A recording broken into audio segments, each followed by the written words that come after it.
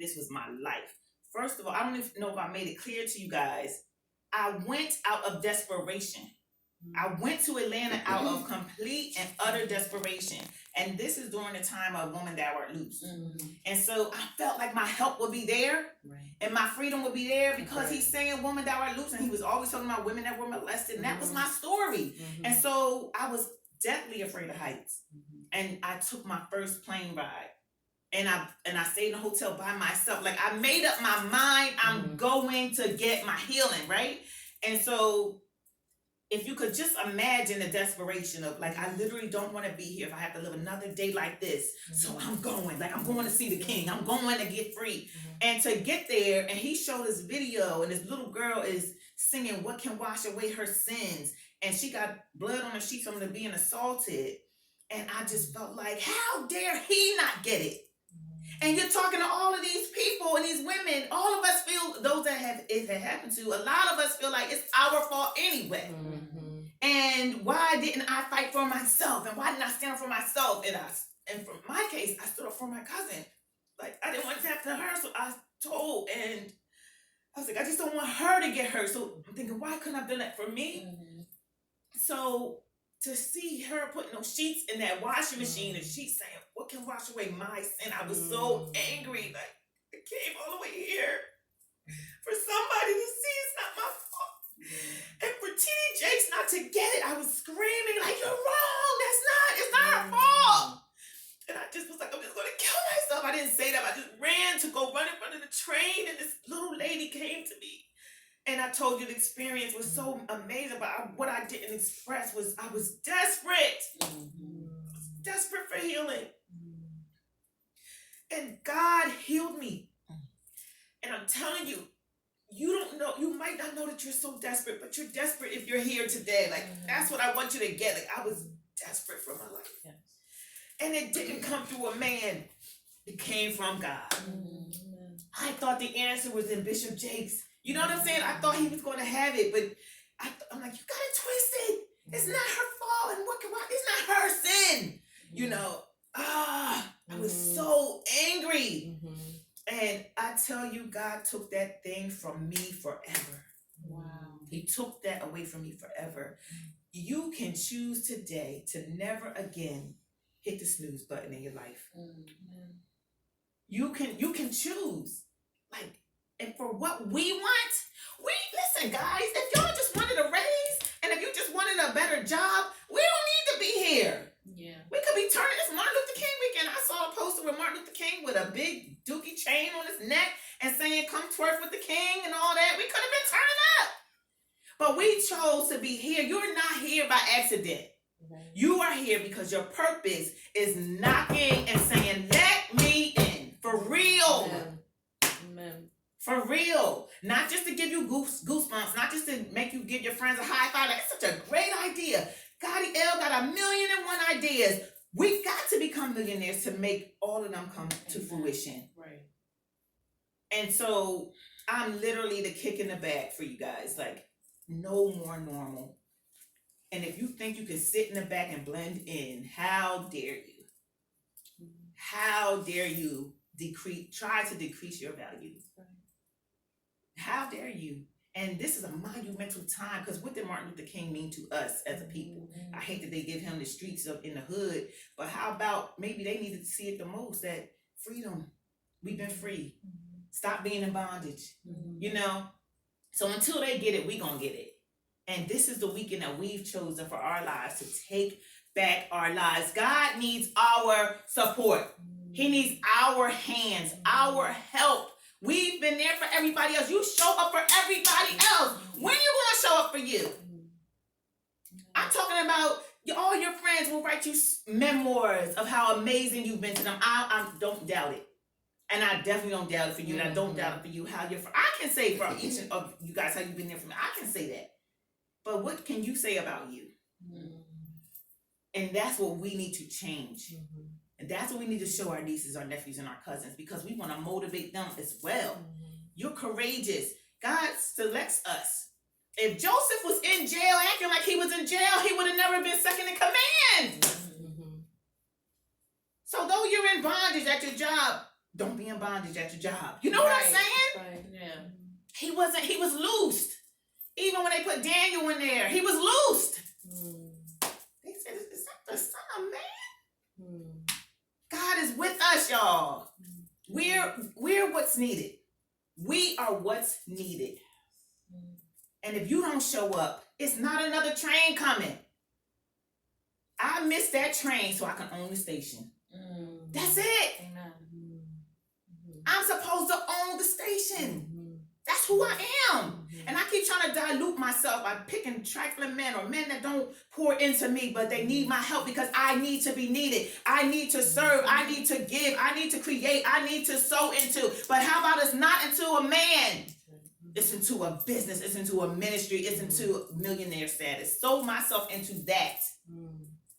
If I would put a tenth of the effort that I put into that ridiculous relationship with my son's father, if I put a tenth of energy into my business, literally I'd be a millionaire today. So my focus now is you must make YouTube videos. It's not optional anymore. You must. You must. This is not optional. And if your question is, how do I, then ask it and really get some hardcore tips and then move forward with it. None of it's easy. None of it's going to sound good and feel like, you know what, that feels good to my flesh. It's going to go against everything you're feeling because you've been here so long. Like well, what about if they live with you? And you've been sitting on the exit. Right. Right. Right. So who needs to check in? I do. You do. I do. None of us are going to move forward unless we move forward. And the great thing about it is we are so committed to each other. I'm not going to let her sink. I'm not. We are all going to be like, what's up with it? What have you done? And I've been thinking about some ways to help her help herself, and Gadiel help herself. Like if they can come together and maybe offset babysitting times and things like that, where she literally has hours, like 4 hours, where she can focus only on that. And Gadiel can focus only on what she needs to focus, and they swap kids or what, making it happen. Right. Throw models in the mix, however you gotta have it. You know, but making it happen. Because you cannot stay here anymore. Y'all can't. It's eating away at who you are now. Like it's starting to eat away at who you are. You know how you see people and you're like, 65? Where? How? They don't look like what they've been through. Eventually you will if you don't move forward in your purpose. Our parents, for the most part, a lot of them don't know their purpose or don't live in their purpose, and they're kind of fine with that. That's not who we are. So we're not going to look that fine and fabulous at 65 if we're not living our purpose, because it's going to eat away at us. That's what I'm saying. That's not who we are. And we need prosperity. We need progress. We need success to feel like we are worth living, like we need to live. And hiding in the background is you saying, not only am I not ready, I don't want it. I do get sometimes you need to take time to heal. Like I get that. That's different than hiding in the background. So we gotta make sure we say what we mean. But you were never meant to hide in the background. You were always meant to shine, Gadiel. Always meant to stand out. Always. And you said, your mom even said, you know, she knew from before you were born, they prophesied to her of who you were supposed to be. And the enemy has been fighting that from happening since you took your first breath. Even before that, with the relationship with your mom and dad, all of those things were to block you and keep you in the dark. And if these curtains were worth a darn, I could close them and show you it was supposed to be a blackout for your life. You know, now they like, ain't sticking to me today, but you want your own day, you want something else today. You know, but it's supposed to be a blackout in your life. Like, so for me, what happened before I came upstairs, the guy with the pajamas on yesterday came into the elevator with me and told the people, no, you can't get on, and shut the elevator. And so I hit 3, so I was going 3. And he's like, if I was your man, I would eat you for breakfast, lunch, and dinner. Oh. Girl, I thought you said you would take me out to eat. I said, what did you say? I would eat you for breakfast, lunch, and dinner. Do you find me attractive? I said, absolutely not. I cannot believe you said that to me. Why would you say that to a woman you don't know? There's nothing attractive about that. And he's trying to follow me to my room when I get off the elevator. He passes his floor. I said, well, what room are you in? 202. Mm-hmm. So what room are you in? I'm not telling you what room I'm in. Mm-hmm. I told you what room I'm in. Okay. So we get to the second floor. He tell the guy, and shut the elevator. We get to the third floor. It's a woman with a dog. I don't know if y'all know, I don't like dogs. Mm-hmm. I don't hate them, but like I'm scared of dogs. Mm-hmm. Cause if you say, do they bite? And people say no, they have teeth. What do you mean no? So anyway, focus. So I'm like, hi, how are you? Talking to the dog just so this joker would disappear. Uh-huh. So I'm talking to the lady for like literally 8 minutes. Mm-hmm. Just so this joker would take the freaking elevator back down. Mm-hmm. So I know that happened so this wouldn't go forward. Mm-hmm. Because of my pain and my trauma and all of that. Mm-hmm. And it takes me to, I'm so afraid and I'm so this. I'm like, and I had to box with that. Mm-hmm. Because I refuse to leave here and not give y'all as much as I can. Mm-hmm. I already can't give you all I got. I'm going to give you as much as I can because we can never be the same, y'all. Mm-hmm. And when you're never the same, you change your actions. Like something changes about people. Like, what's different about you? There's more blood flow going on in your body. So literally you glow. You know that? Mm-hmm. When you're living in your purpose, it's something about you. Mm-hmm. And that something is your body is reacting to the endorphins you're releasing. It is making the serotonin pop so you're happier. Like everything is going. Mm-hmm. And you want to say like, I say like I'm on. When I'm on, that's what's happening. So like right now I'm on. Mm-hmm. So I knew that happened to punch me in the back, to put me down, to barricade me, to shut me down. Mm-hmm.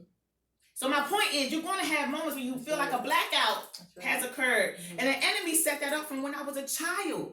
Made my mom marry a jackass, pervert, demonic molester. Made her marry, she married him so that my life would be destroyed. Mm-hmm. And so that moment would happen and cripple me and me just be like, come on, that's all right, y'all. We just gonna, I'm ready to go home. Mm-hmm. Mm-hmm. That's what, yeah. So you're going to have moments.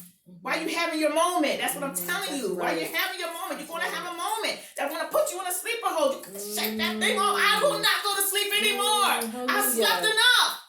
I had to live and not die. You gotta make up your mind. I'm never dying again. I don't care if you're depressed. You take that night, go to sleep, wake up, it's over. And if it ain't over, get on the phone and call somebody. Don't sit in that mess. When my cousin was in her dark place, I got in my car with my low budget check.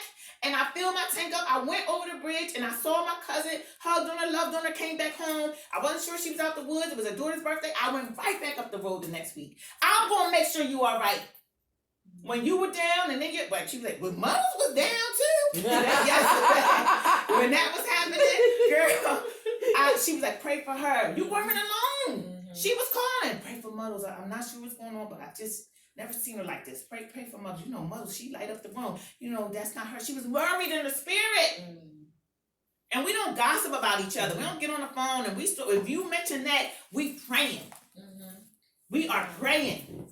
God, you'll be like, I know, hallelujah, amen. Hold on, Jules, somebody just came in. But I don't care, I still keep praying.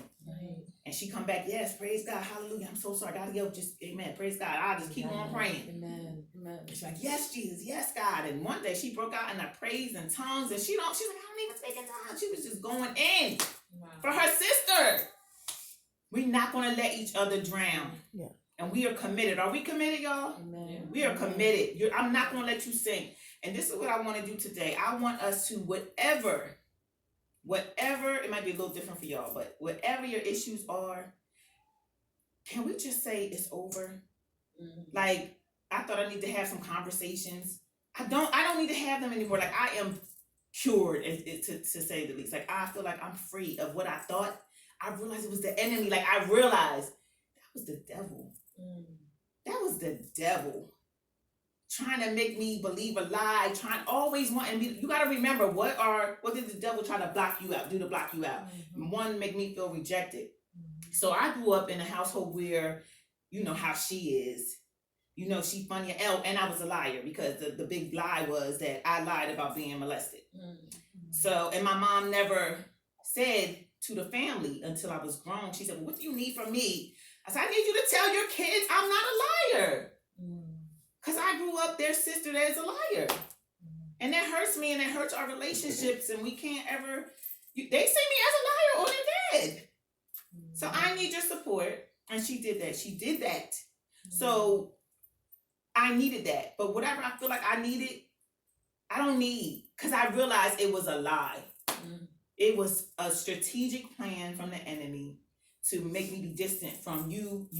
Like, it was strategic to make me feel alone, make me feel like they don't really love you, they don't really support you, they don't really believe in you. That is a lie. So I want us, if you're able, to literally just give everybody here a clean slate. Like, whatever I thought, I was wrong. I know she loves me. I know I'm wrong. You know what I'm saying? So even what I mean by that is even if I'm right, I'm wrong.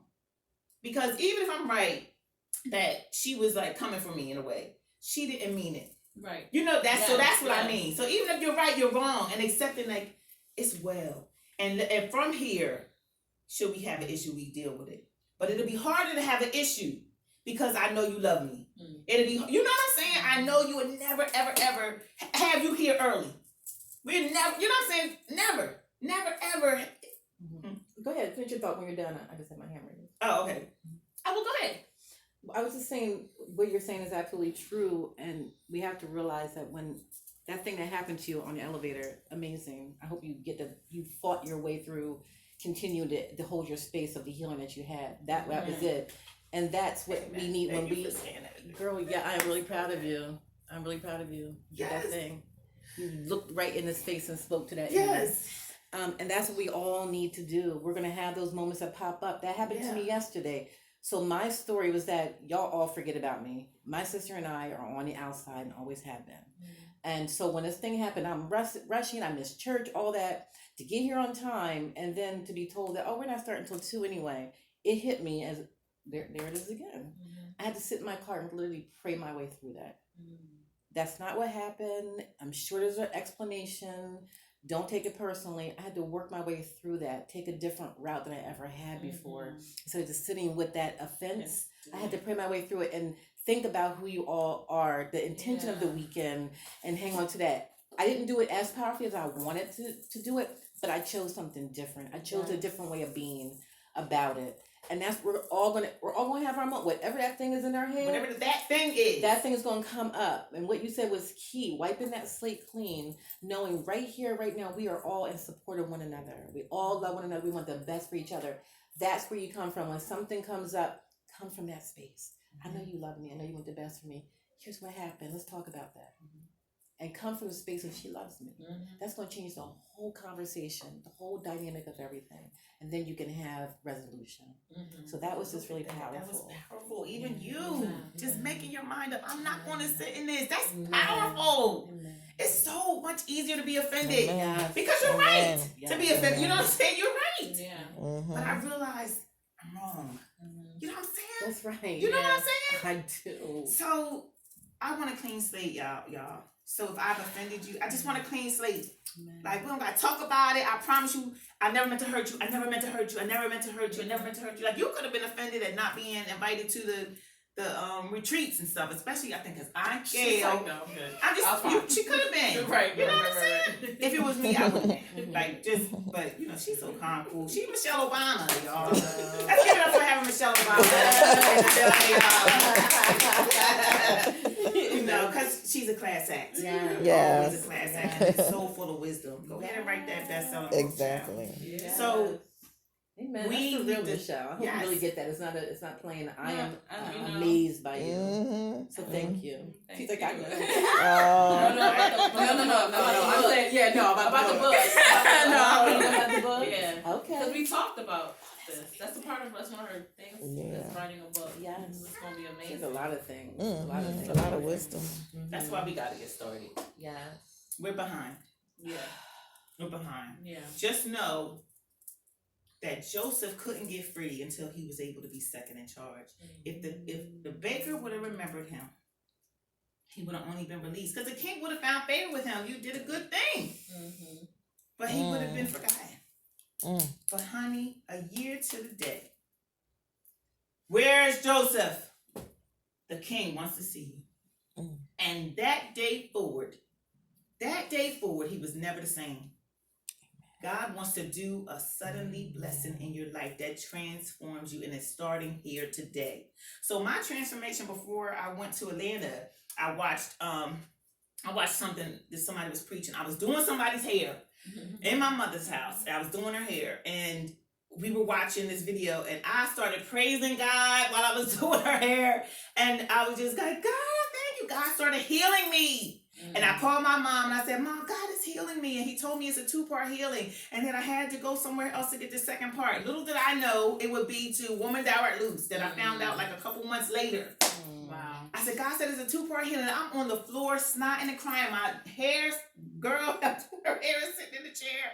And she's like, praise God, whatever. But I am getting delivered. So I was calling my mom. God is delivering me. She's like, we'll see. We'll see. And I'm like, it's a 2-part healing. And I'm talking about snotting and crying. And I finished her hair, sent her home, and I'm just tore up the whole day. Because when God, his spirit falls on you, you just out of yourself. And so I was just out of myself. And then when I found out about Woman Thou Art Loose, I was like, that's it. I got to go to Woman Thou Art Loose. So that was my 2-part healing. So my point is, this is the beginning. This is the beginning. This is the first part. Moving forward, I am planning that we meet once a month. I don't know how. We're going to figure it out and make it happen. It's not always going to be here. We never come back here. Okay, that's we never come back. It's not always going to be in New Jersey is what I mean by that. And we're going to meet. We're going to go to whatever. We're going to travel and see each other.